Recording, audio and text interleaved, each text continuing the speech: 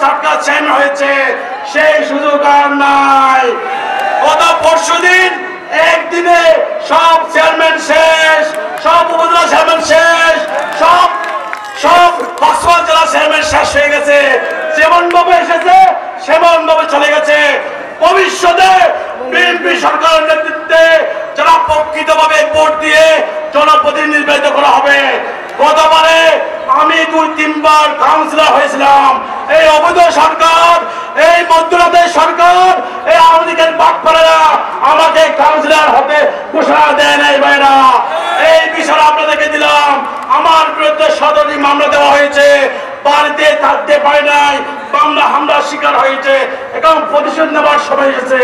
তাই ঐক্যবদ্ধ হতে হবে।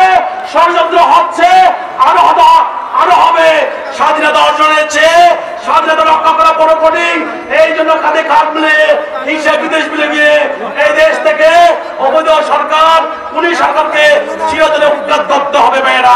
এই বাংলার রাষ্ট্রপতি, বাংলার রাখাল রাজা, বহুদলীয় গণতন্ত্রের প্রবক্তা, স্বাধীনতার মহান ঘোষক, শহীদ রাষ্ট্রপতি চেয়ারম্যানের হাতে গড়া সংগঠন বাংলাদেশ জাতীয় দল বিএনপি, চকরিয়া পৌরসভা বিএনপি, উপজেলা বিএনপি এবং মাতামণি বিএনপি সহ আজকের কক্সবাজার জেলার সর্বকালের শ্রেষ্ঠ সন্তান, সাবেক সাধারণ যোগাযোগ প্রতিমন্ত্রী, বিএনপির স্থায়ী কমিটির প্রভাবশালী সদস্য সাউদ্দিন আহমেদের বিশাল সংবাদ অনুষ্ঠানের উপস্থিত নেতৃবৃন্দ, আমার সামনে আগত মা বোনেরা, ভাই বন্ধুগণ, আসসালামু আলাইকুম।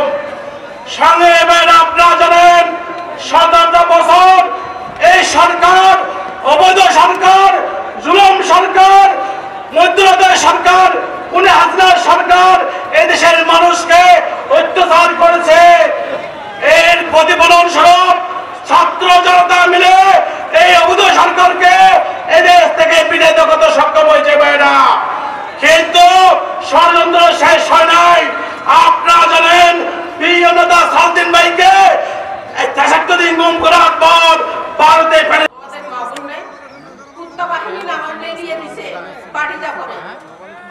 অনেক কষ্ট করছি আমরা।